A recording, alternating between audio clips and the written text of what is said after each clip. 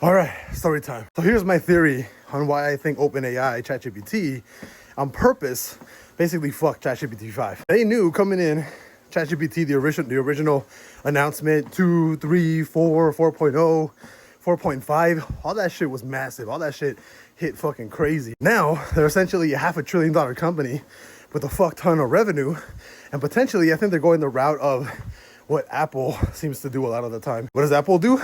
They purposely kind of delay the updates on phones just to actually have more, I would say, credibility, investment power, more money. Like the fact that they're able to essentially, they're at a power level where they can basically not release a fucking thing that's new and people will still buy that shit. People will still eat it up. So right now, in my opinion, they're not necessarily at a place where they can't grow, but they're plateauing on perfect, where let's say they already figured out ChatGPT 5, but they don't want to release it because they're at a level where if they basically not really shit, you know, they're looking for longevity, right? So if they can, instead of releasing ChatGPT 5, then 6, 7, 8, 9, 10, and every single one being exponentially better than the previous version, I think what they're doing is they're going to release ChatGPT 5, which they already did.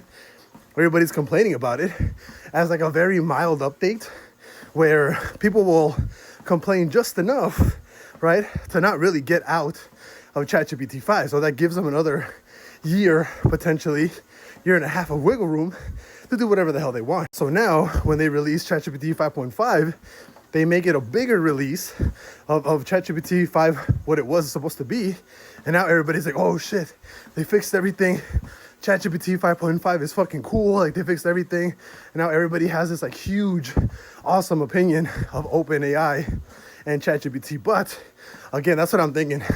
I'm thinking that OpenAI, Sam Altman, already figured out the best way to actually keep the company growing. And it's basically just release something really good and then release a big version, plateau it a little bit, and then from there, fix it so it picks up hype, and then do that again every so often, just to actually get really good credibility in like the market. That's my opinion. That's my theory. And I really do think they're doing this on purpose.